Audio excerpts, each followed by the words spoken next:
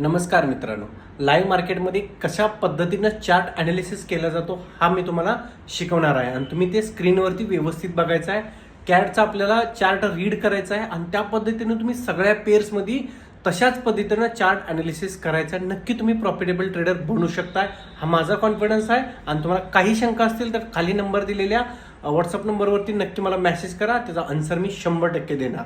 जाऊया स्क्रीनवरती. मित्रांनो, लाईव्ह मार्केटमध्ये हा चार्ट आहे. आता तुम्ही बघू शकताय की हा आपला कॅडचा आहे, कॅनेडियन डॉलर म्हणजे कॅडचा आहे थोडक्यात. आता हा ॲनालिसिस करण्यासाठी पहिल्यांदा तुम्हाला हा झूम आउट केला पाहिजे.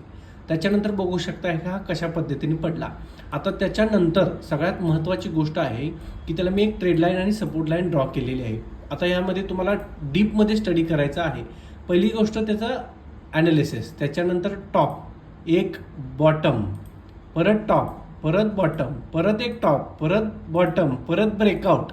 बघा चार्ट बघा मित्रांनो, मी झूम करतोय, चार्ट बघा. त्याच्यानंतर एक टॉपवरून रिटेस्ट, परत एक टॉप, परत रिटेस्ट, परत आता ब्रेकआउट. आता सगळ्यात महत्त्वाची गोष्ट आहे मित्रांनो, हा जर ब्रेकआउट आला, बरोबर आहे, हा जर ब्रेकआउट आला तर काय होणार आहे, सगळ्यात महत्त्वाचं आहे की एक मोठा ब्रेकआउट येणार आहे. आणि तो ब्रेकआउट कसा असेल तो आपण इथं ॲनालिसिस करू. इथून ब्रेकआउट गेल्यानंतर एक परत रिटेस्टला येणार.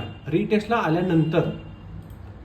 आल्यानंतर परत एक त्याची अपट्रेंडचा एक मुवमेंट येणार.